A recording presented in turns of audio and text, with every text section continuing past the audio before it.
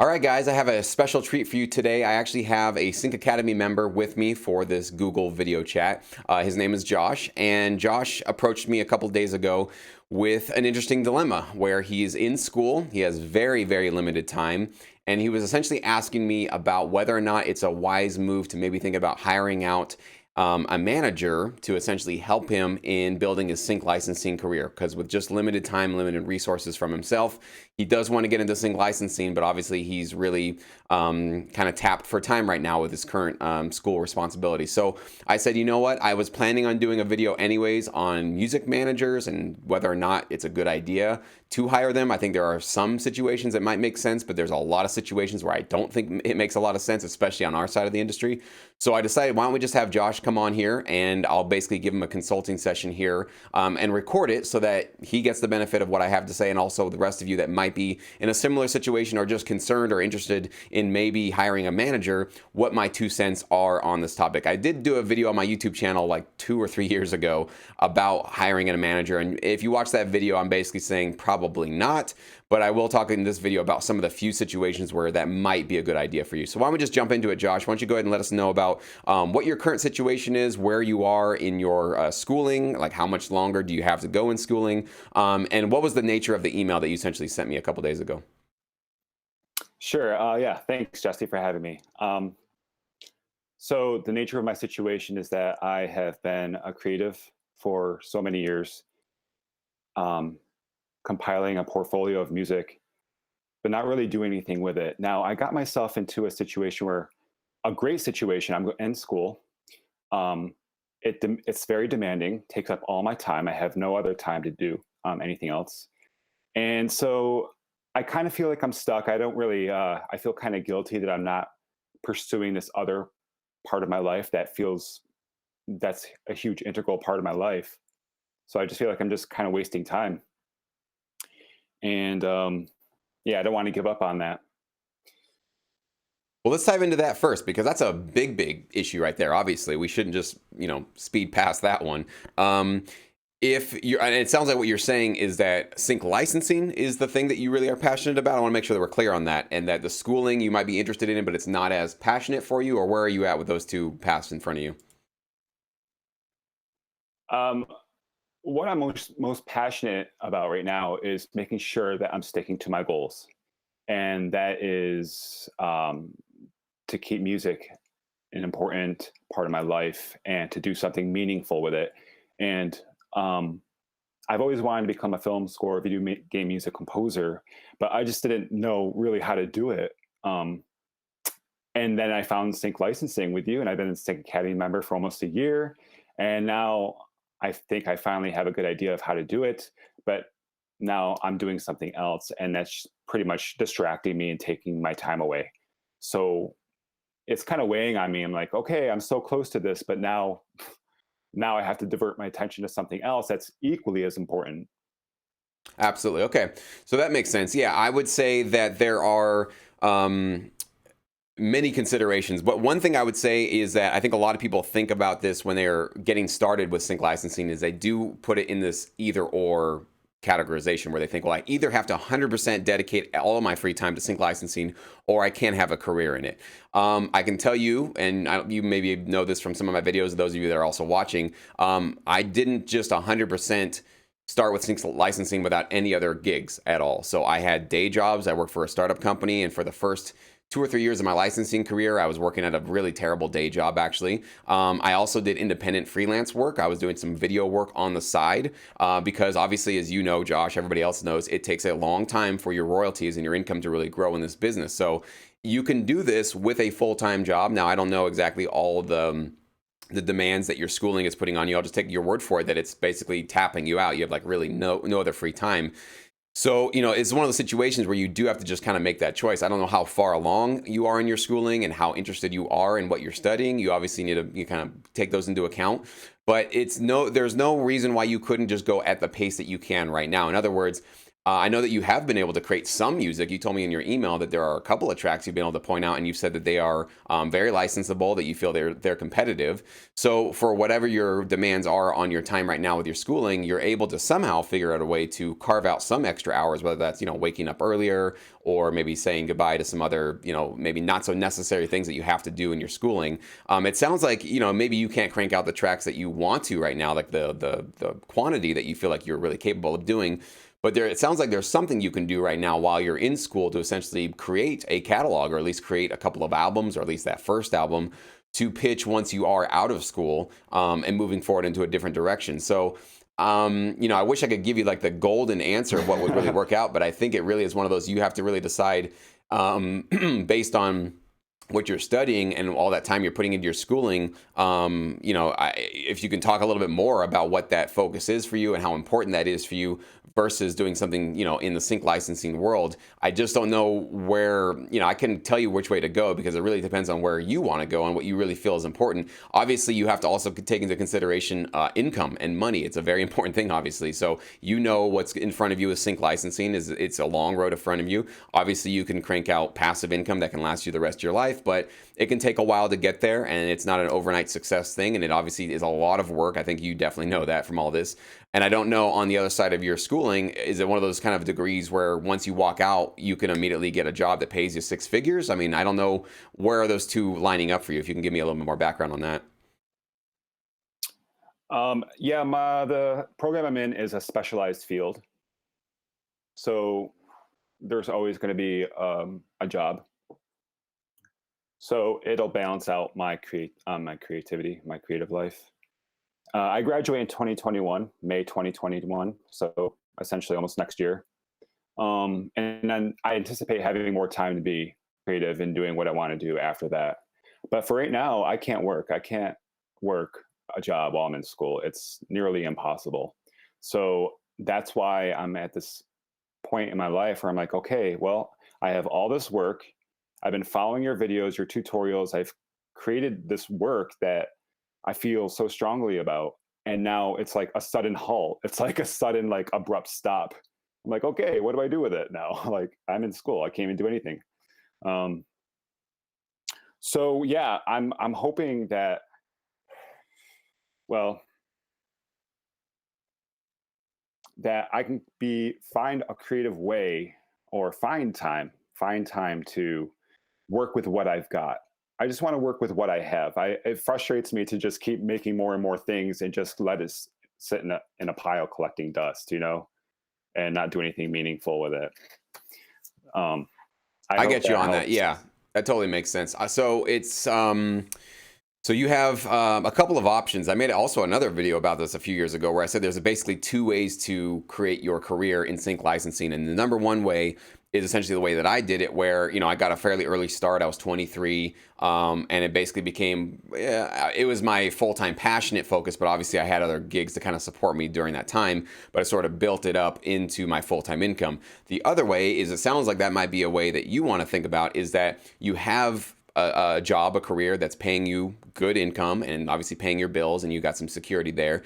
And then you're going to have to schedule out that time before work, after work, weekends, nights, all that kind of stuff, to essentially build up your career once you have the stable job on the side. And it's absolutely possible. Again, I want to make sure everybody is very clear on that. You don't have to quit your job or walk out of school and have all of your time tied up to this to succeed in it. It might take you a little bit longer, obviously, because you're not going to give as much time as you might want to.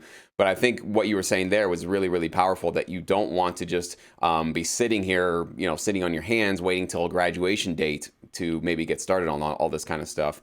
Exactly. So I think that would be a situation where, from now until graduation, go as slow as you have to go, but maybe just keep continuously working on your production, mixing and mastering skills, get up to a point where you have maybe even a couple of albums or 3 albums worth of material that's ready to go. And yes, I know it's frustrating, because it's like, I created this music, I want it out there, but you don't feel like you're ready to partner with a library, because that, the next email from a library that accepts you is great, give us another one. So I understand that you're a little bit maybe hesitant on that, because you're not certain that you could give them that kind of time and attention right now. So maybe you just need to sort of delay that process a bit, and right now just really focus on building up a bit of a catalog. And so when that graduation date comes and you have some extra time, then you can start that pitching process, and knowing that obviously the demands of school will. And I actually noticed this too. It's kind of interesting that I remember in school you have much less free time than when you have that day job, because there's homework in school. And most of the times, if you have a day gig or a career, once that time is out, you go home and you don't have to do too much. I mean, obviously there are different jobs and different considerations. Yeah. Obviously, mentally and emotionally, sometimes you take that home with you. But for a lot of day gigs and stuff, you can really just kind of leave it at work and come home and work on a completely different project. So that would be my best advice for you on that level, is just basically, if you know you can't fulfill the needs of a library right now in school, then yeah, probably don't go now. Maybe it's too premature to start submitting and getting your tracks out there. Just build a really high quality catalog, because you can get those placed in 2021, as long as they are still, they sound relevant, they sound well crafted, well mixed, that kind of a thing.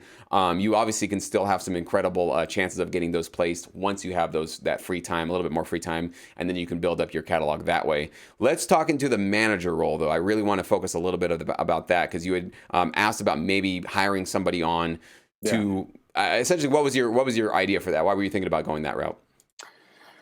Well, A, I really don't want to deal with the business side of things. And B, I don't have time to do all this on my own. So while I'm in school, ideally in my head is that there would be someone in the background pitching and handling all this stuff for me, while I focus on my studies. At the time, it sounded like the most logical thing for me to do, to have someone just doing everything. I mean, besides not the creative music making part, but all the logistical business end of things. Absolutely. So let me ask you then, when you say you don't want to do any of the business, handle any of the business side of this industry, what are those specific things that you think about and you're like, I don't want to do any of that? What are these specific business, tasks essentially that you really don't want to do?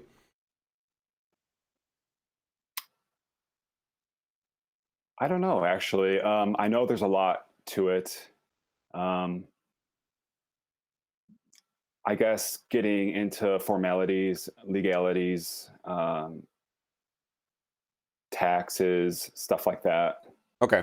I got you on that. Yeah, because the reason why I ask is because I think many people think, well, the reason why I partner with Production Music Libraries is the same as you. I'm just like you, that I don't want to deal with any business side of things either. And for me, what I don't like to do is I don't want to go wine and dine, try to find clients to use my music. I don't want to be, flying all over the world and going to a bunch of networking events and conferences. That's just not my style. I don't like doing that. I just like making music. And when I partner directly with music libraries, very little business that I have to deal with, actually. Yeah. Most of the time, all you're going to have to really dealing with is obviously the first part is submitting. And we're going to have to all put out an email out there and just try to get our foot in the door and build a business relationship. But I don't even know if you call that business. That's just kind of, submitting your music basically. But yes, then the licensing agreement can come to you. And I would say almost every music licensing agreement is fairly easy to understand. These are not like, 80-page record label deals where it's completely convoluted and you can't understand it. Most of the time, they're going to cover just the basics in terms of the terms, how long they're going to keep your music, what the rights are, what you're going to be keeping in terms of consideration fees, your writer share, hopefully maybe even a portion of your publisher share. So this kind of stuff it might be for, somebody who's maybe new to licensing, it might be a foreign language, but I think you've been around long enough and probably watched enough business videos to know most of this stuff is fairly easy to understand. And of course, when you get that contract, you need those second pair of eyes. You then could go hire an attorney or somebody to come and just take a look at it for you and just make sure that you are understanding it. And of course, the last thing, and one of the first things actually you should do, is if you get a contract from a library and you don't understand what they're saying, just ask them, what does this mean? This, on section 2, paragraph 3, it says X, Y, and Z. Can you clarify that for me? Any library that's a legit library that really wants to work with you and is doing business above board will be more than happy to help explain and clarify anything for you. So most of the time you can get any of that stuff cleared up by them.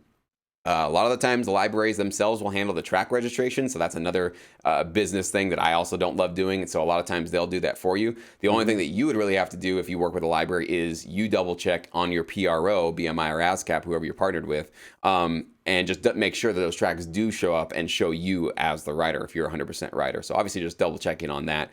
And that's about it. I mean, there might be a little bit of, some metadata things here and there, some other moving parts, but it's really, when you work with, that's why I love working with Production Music Libraries, is they really take care of a lot of the business stuff that I don't want to have to deal with, and I know you don't want to have to either. So when you're talking about maybe hiring out a manager that might pitch your music and submit it for you, I usually say when it comes to our side of the world of licensing, working with music libraries, I don't think that that's really a necessary um, uh, service that we really need. I think that would be more useful if you were, say, putting out original music on iTunes, Spotify, YouTube, like you're trying to create a fan base, right? Then Mhm. you would probably want to go hire out not a manager, but a sync agent. And a sync agent, this is the world that I've been kind of exposed to over the last couple of weeks with Sync Summit, is they'll essentially just take the music that you have and they will do that for you. They will literally go, cool, thanks for your album or your catalog, whatever we've gotten from you, and we'll take care of pitching your music for anything that we have coming into our desks, right?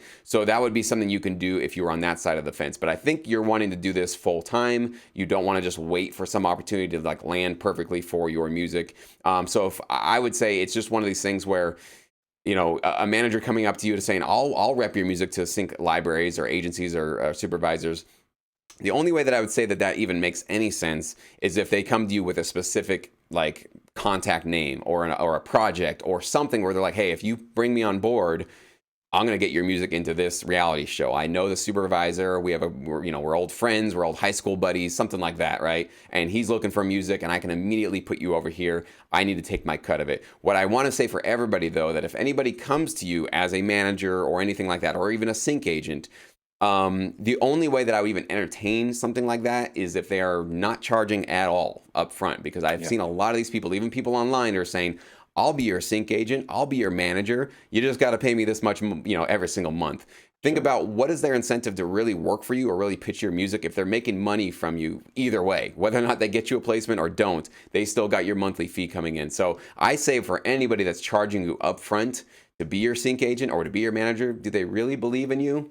Probably not. They're probably just trying to gather as many essentially suckers under their umbrella to just get all of those initial fees essentially. So I would say anybody that comes to you wanting to pitch that kind of stuff to you, or if you're going to seek them out and look for somebody, I would say only work with somebody who's willing to agree to something where they only make money when they get a placement, when they get your tracks accepted out there. So it's probably going to be a portion of a sync fee, maybe a portion of the publisher's fee. I would be very hesitant to work with anybody that wants to take a portion of your writer share. Okay, so those are my sort of guidelines when working with a manager. But I do think at the end of the day, nobody's going to pitch or believe in your music, Josh, more than you will. Okay, so even if you hire somebody that loves you and they're all excited about it, that's great. But really, nobody cares more about your career and your future career in this industry more than you do. So it's one of those necessary steps that I think that you pitching yourself out there to a library, especially if you're going to work with libraries. A library is going to get like an email from a manager and it's going to say, hey, I represent this artist. Would you like to work with him? Libraries are not going to necessarily be as excited to work with somebody like that as opposed to just you directly. You're a self-starter. You've created this music yourself. You're representing yourself, putting yourself out there. That's usually who libraries want to work with. They want to reward and celebrate the art of producers. A middleman, a manager, or somebody in the middle there, it's just kind of like, what are you doing here? Like, that your producer or artist could have directly went to us. What are you doing here, right? This is if somebody doesn't know, if this manager doesn't know the music library. Again, it's different if you're getting some very nice, high connected relationship based on the relationship that manager or sync agent has. That would be a different situation. But when it comes to just submitting your music to music libraries, I really don't think that that's a service that you really need to invest in or let somebody take a chunk of your income from. So, do you have any questions or thoughts on that? That was well put. Yeah. In fact, as you were speaking, I was also um, reminding myself that I think it's important to work with somebody who actually believes in you, who shares your vision, who isn't in it just for like the money alone, that they understand where you are and where you want to be. Um, and they're like your partner. They're not like someone who's a total stranger off the street who just wants your money.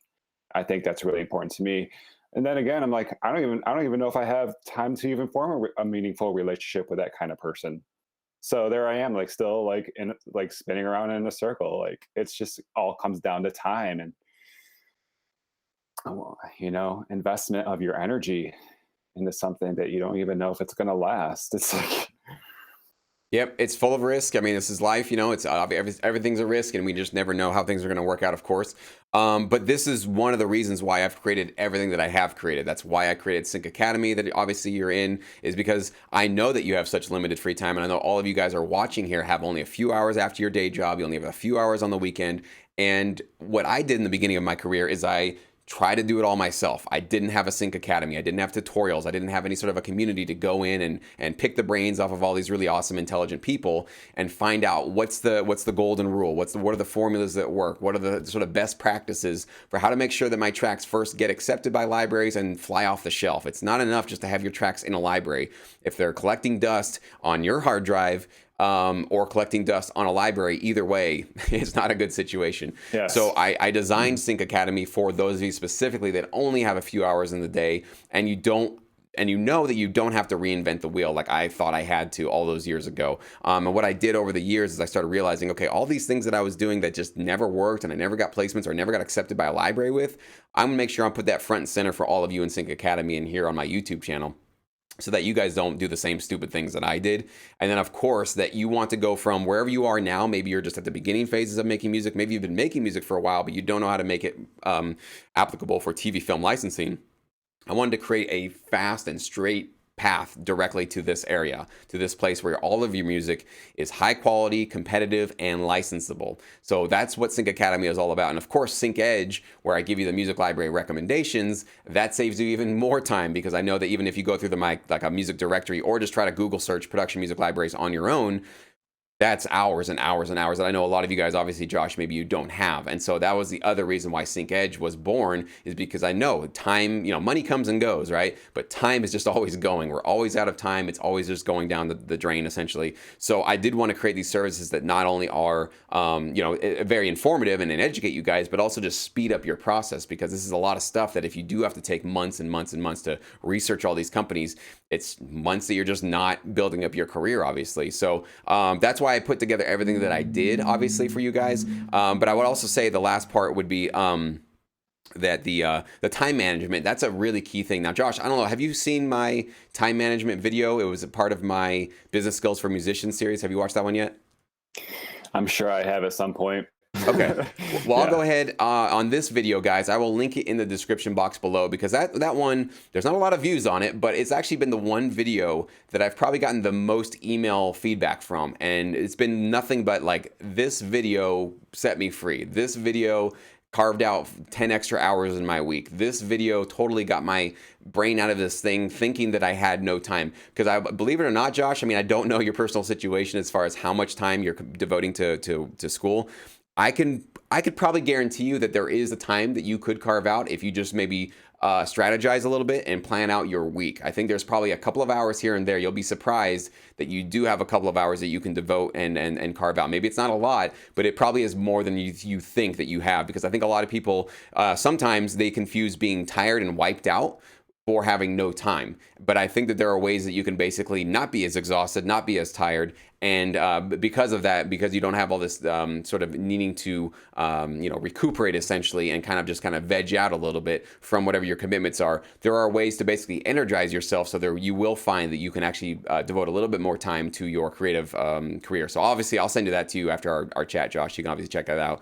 So, and that's why I put that series together, the Business Skills for Musicians, because I think these are core fundamental things I think a lot of us producers need to be aware of. And I think that time management tutorial really could help most of you guys carve out a little bit more, because I understand that it is not easy to do this stuff. And I'm not, be clear, I am not asking you guys or requiring or thinking that it's a requirement for you to quit your job or walk out of school to do this full time. You can obviously do this and build it up as a side hustle. If you ask anybody that wants to build up a business, but they're stuck in a day job, the first thing that any successful person that's built a business will say is, start it as a side hustle. Like, nobody responsible will tell you, quit your job that's paying the bills for your family and then just go live your dream and go for it. You haven't even proven the concept yet. You haven't even built any relationships yet. You don't even know really what all the moving pieces are for this new business you're going to build. So I would say the same thing with sync licensing. Until it becomes your focus, started off as a maybe 10 to 20% of your time. That's what I did. It started off, I had a day job, I had all these other gigs I was doing, but at nights and weekends, it was like that 10 to 20% of time I started building my catalog. As the years go on, that starts to grow until it's 50-50. Half the time I'm doing music, half the time I'm doing my video gigs. And over the years, you start to see that like, wow, I have no more video gigs. I don't have to go do video client work anymore. I actually have 100% of my income being supplemented by sync licensing through consideration fees, sync fees, royalties. It obviously takes time to get there, but I'd say if you see it as more of a sort of slow growing spectrum where you're giving more and more of your time to this career, see it as a side income in the beginning or a side hustle, then you will have the best of both worlds. You'll have your security of a job, and then you'll have this sort of this driving, ambitious project that you're working on in your free time. So hopefully that helps. Josh, do you have any last questions or comments on that? Absolutely helps. Absolutely. I really appreciate your time. At the moment, I think you have satisfied all my questions. Unless you had any more questions for me, I'd be happy to answer them.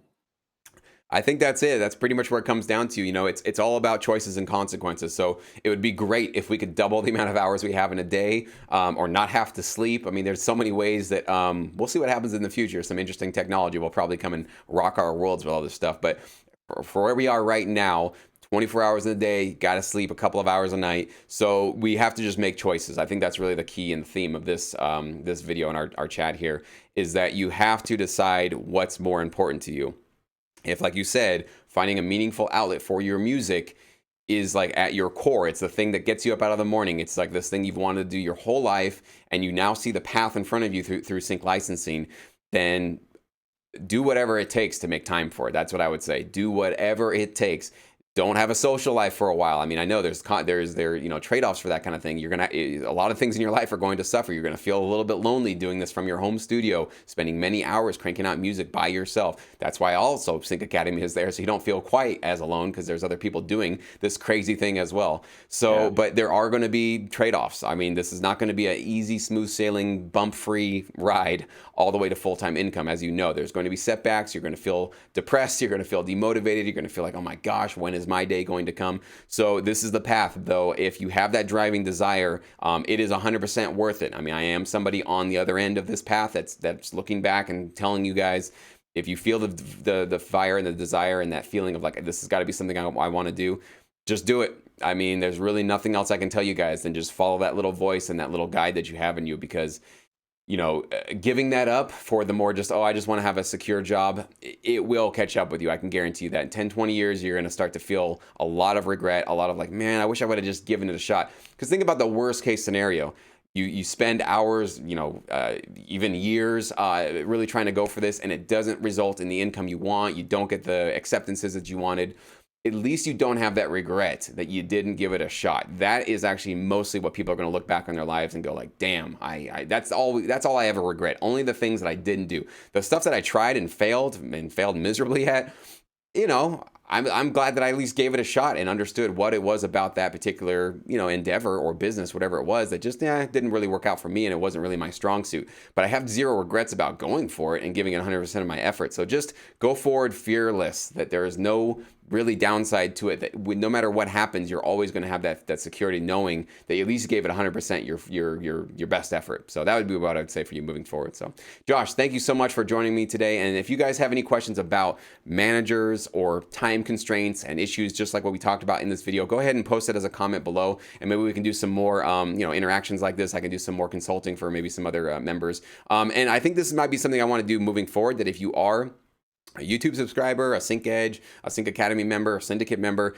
if you have a dilemma and you feel like maybe a consulting session would help, I am open to doing these for my YouTube channel. But the first thing, obviously, is you have to be comfortable being on camera like Josh is, and you have to let me know that you're comfortable doing something like this.